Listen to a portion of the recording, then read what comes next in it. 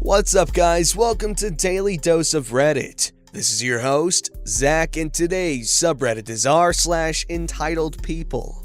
Alright, so the one and only story for this episode is called Vile Former Friend Expects Me to Make Her Priority Number 1 Even on the Day My Father Dies from Cancer. Gets cut out of my life. This is a long one. This was posted elsewhere, but I added more info for story cohesion. I didn't quite know where to post this. The person, let's call her Karen, the story is about is most certainly about an entitled parent, but is also quite entitled herself. There are so many things I could tell you about this woman. She's a horrible person all around and would sell her own children up the river if she knew it could get her what she wanted in life. She's perennially dissatisfied with what she has and perpetually negative with a stage 4 defeatist attitude, unless she's playing a role to get someone to do her bidding. I think she qualifies as a horrible person and a choosing beggar. To put it accurately, she's a two-faced, backstabbing, manipulative, lying, drama-starting witch with a knack for playing the victim when anyone dares confront her with her deceitfulness and shut her down. First, some insight as to what this harridan was, and apparently still is, really like. I knew Karen for about 9 years, 2005 to 2014. I was an aspiring writer and met her, a self-proclaimed actress, writer, producer, through my one-time mentor. She claimed to have 20 years experience in the business, when in reality, the only acting she ever did was like a spoiled 3-year-old trapped in a 40-something woman's body. The only thing she ever wrote, besides a grocery list, was a bad check, and the only thing she ever produced was a bowel movement. My mentor was assisting me in getting my then one and only script ready to be produced into an indie film. The production was scrapped, mostly due to Karen plagiarizing and trying to steal my work right out from under me. I pulled the plug. I threatened to sue and publicly humiliate her in vengeful retribution if she didn't back off. That whole ordeal, in and of itself, is an entirely different story. You may be happy to know I'm currently revisiting my options with a wonderful new director and his highly skilled production team. Before all this deception had come to light, I, not knowing her for the narcissistic sociopath that she is, had naively befriended Karen. Visits at her house were tension-filled as she let her daughter from her first marriage and her entitled boyfriend's son, 7 years younger, from her current marriage do whatever they wanted.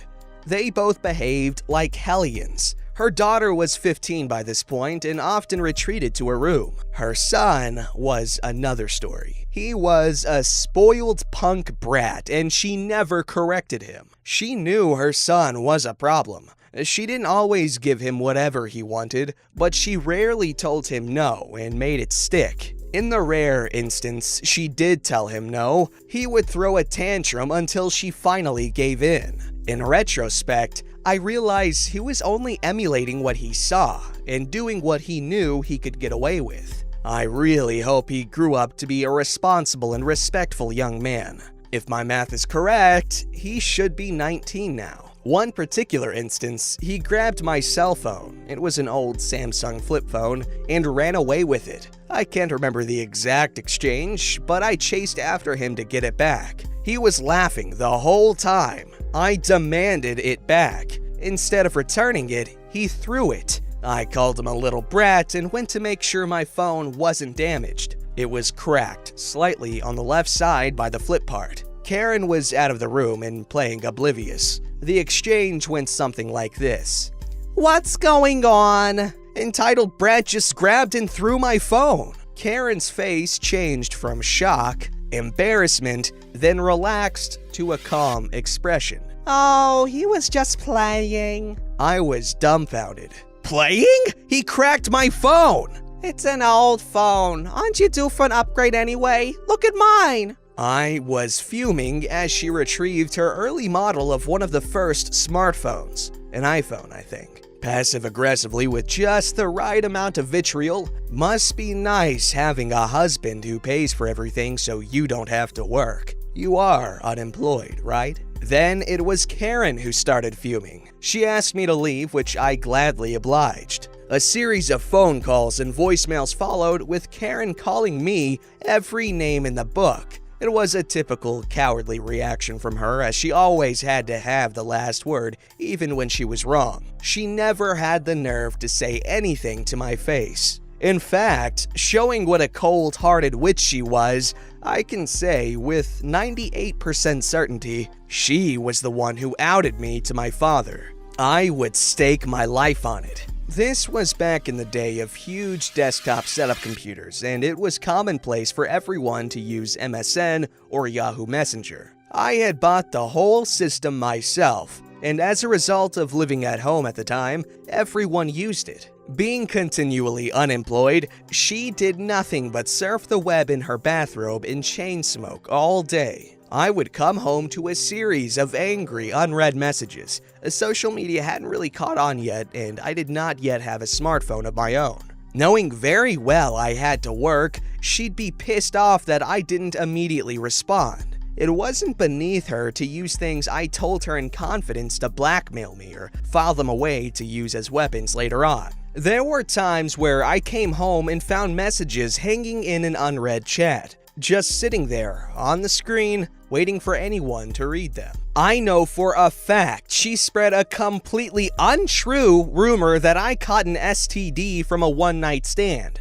When I found out about that, I was livid. She learned very quickly not to throw rocks while living in a glass house. I fought fire with fire. Among Karen's countless loathsome attributes, slanderous gossip and libelous attacks were at the top of the list. She talked major smack about everyone to anyone who would listen. The primary victim of her poisonous viper venom was her saint of a husband. She readily admitted she never loved, would cheat on if the opportunity arose, and leave him once she was famous. Eye roll, cue the pro revenge. Let's just say I had her saintly but short-tempered husband's cell phone number and might have put it to good use. Hypothetically speaking, a few none too subtle hints about deeply personal marital problems. Keep in mind, this was marriage number 2 for both of them. I may or may not have had knowledge of, as well as a thinly veiled suggestion he check her messenger chat logs for evidence of suspected extramarital affairs. Would have been more than enough for his fevered imagination to kick into overdrive. It wouldn't have taken much to send him on a warpath because his first wife cheated on and left him for another woman. Ex-wife also got custody of their 3 children. In case you're wondering, no, she never found out that I allegedly tipped him off. Hell hath no fury like a gay man scorned. Now, for the title of my post. It was August 2011. My father was losing his 6-month battle with lung cancer. He had been diagnosed back in February of that year, 2 days before his birthday. It was stage 3B, and there was nothing they could do. The chemo and radiation treatments only prolonged the inevitable. We had just received word that the cancer had metastasized. He now had multiple tumors in his stomach and 1 in his brain. They gave him 3 months to live. It was a particularly hard time for both me and my mother. She was about to lose her husband of 40 years, and I, at 30, a closeted gay man, was about to lose the only father I had ever known. Out of 5 of us. My 17 years my senior half-brother / my father's love child, whose weakness for underage girls caused him to lose his teaching license, I barely know and have 0 contact with him. My invisible 13 years my senior half-sister who I've only spoken to on the phone once, my 9 years my senior brother who was, at the time, serving a 10-year prison sentence. I have no contact with him. My fraternal twin brother, who is a recovering narcotics abuser, I have no contact with him, and me, the normal one. I, who have never done drugs and never gotten in trouble with the law, was treated the worst just because I happen to be gay. Cue Karen. She called multiple times daily, wanting to shoot the proverbial BS, knowing damn well I had other things to deal with, and I had already made it clear I had no desire to speak with her. I would remind her that I had a terminally ill parent and I didn't need her drama dumped on top of everything else. She wasn't used to anyone standing up to her, least of all me. Now, for the ultimate example of entitlement. September 8th, 2011 arrives, and my mom gets the call that just before 7 a.m. that my father had passed away. As soon as she left to go to hospice, I foolishly called Karen for moral support. There was a shred of hope that she would be able to put aside her petty drama and be, a friend. That hope was soon dashed to pieces. Hello? I have some news for you. He died, didn't he? Yeah. Are you okay? No. I paused, reflecting how my life had now irreparably changed as the only father I had ever known was now gone. Any chance of him ever being proud of me or us being friends, as slim as it was gone forever. Taking advantage of the brief silence, Karen immediately started talking about herself. I cut her off. You just couldn't resist, could you? What? I was just trying to distract you. You're so full of it. Newsflash, I don't care. I need some time to myself. Time without you invading my life with tales of woe concerning your broke behind, your husband, your kids, or your self-made pathetic existence. My mom just lost her husband of 40 years. And I need to help her get through this. Relatives are going to be ringing the phone off the hook, and I don't need you adding to it too. Karen went to say something else, and I hung up. After going to the funeral home to arrange for my father's cremation, I spent the day helping my mom out around the house. She, understandably, had gotten into the vodka she had stashed away. This was partially to deal with the loss of her husband, but also to numb the mixture of pain and aggravation of fielding phone calls from her numerous cantankerous former in-laws. In an attempt to clear my head, I went out by myself. I left my phone at home. Call it a hunch, but I just knew Karen would not be able to comply with my no-contact order. I returned home several hours later. Between my cell phone and landline, I kid you not, there were at least a dozen missed calls, all from, you guessed it, Karen. I promptly started deleting all her calls and voicemails without listening to or returning them. I was in the process of changing the voicemail greeting from my father's voice to mine when the phone rang. It was Karen. I answered, and before I could even finish saying hello, she started talking about herself. I snapped. Shut the heck up! What part of my father died today? Don't you understand? What is your malfunction? Karen huffed. Then she responded with the cruelest phrase that could be said to a grieving son. Well, you two never got along anyway. It was like a baseball bat hit me across my chest. You bench! I hung up. Both phones rang multiple times. I didn't return her calls. When I wouldn't pick up, a series of emails and private messages followed. I didn't read them. Though extremely unlikely, it's possible she was trying to apologize. It's much more likely that all attempts to contact me were excuses for her despicable, entitled behavior and a last-ditch effort to win by getting the last word. She had shown her true colors. I'd had it with her. Insight to what she thought was so important to repeatedly bug me mere hours after my father's death. Karen was still thinking she was going to be some hot-shot actress. According to her, she was the second coming of Meryl Streep.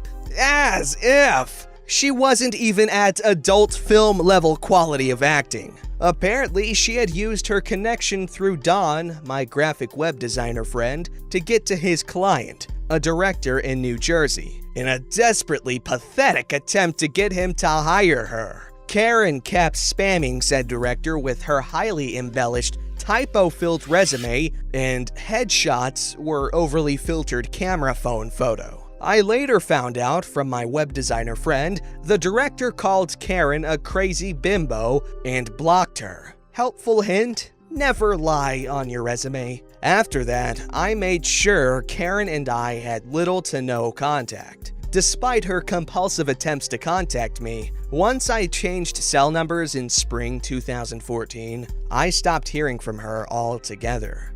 In some ways, I truly wish I could have been a fly on the wall to see her reaction when she realized I had blocked her on all my social media, tried calling my non-working old cell number, and all her emails came back as undeliverable.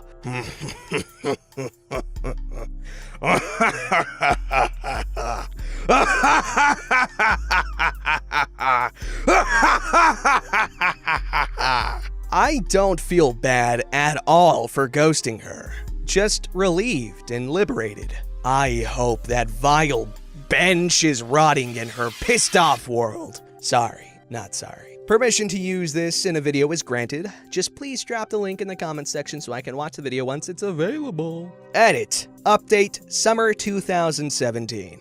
I reconnected with Don. According to him, Karen's spiteful elderly mother-in-law, Nora, lives with her and her saintly husband now. There's lots of bad blood between the two of them. Nora had gotten a bad vibe from Karen from the very beginning and has hated her ever since. Their rocky relationship went from toxic to nuclear when Karen forced Nora's saint of a son into marriage by accidentally getting pregnant with entitled brat. Well, karma kicked Karen in the butt. She is now Nora's nursemaid. Karen's daily routine now includes waiting on Nora hand and foot as she is lectured on how she ruined Nora's son's life and turned Nora's grandson into a spoiled, entitled brat. Knowing all this, I scratch my head, wondering why Karen's husband never left her. I'd always presumed once entitled brat went off to college,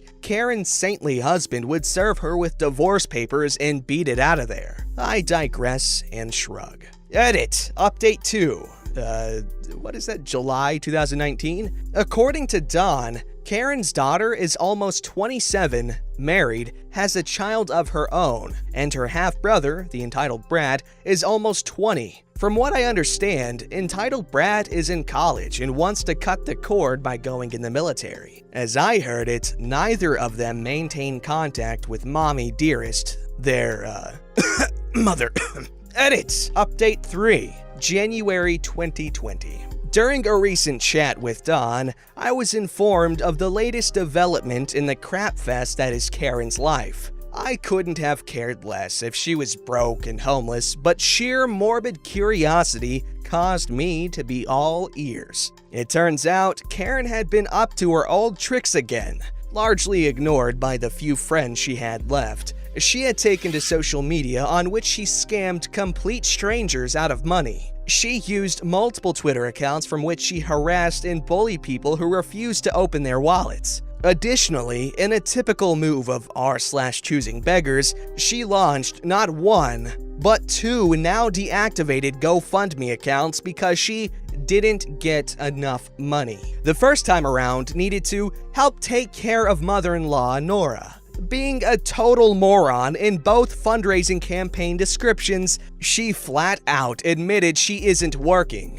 If you've read this far, thank you so much. You know that's translation for, she hasn't had anything remotely resembling long-term employment in years, / doesn't feel like working because she's lazy. Upon learning this, I just laughed. I wonder what she really wanted the money for. I roll. Post-scriptum, she was banned from both websites. Wow. So, that Karen was a real piece of work. Holy poon. Well, definitely fits in this subreddit and like at least 30 other subreddits because holy crap, that woman, she's something else. How does she manage to be that bad of a person? Like she's got an ego the size of Russia. Like, wow. Anyway, I hope OP found peace with their father's death, and I really hope that they've moved on from this sort of the crappy toxicity that they were constantly exposed to. And I'ma leave that voice crack in because it keeps me humble. I'm like the most humble person I know, more humble than anyone else in the world. Don't forget to like, subscribe, and hit that bell to never miss an episode.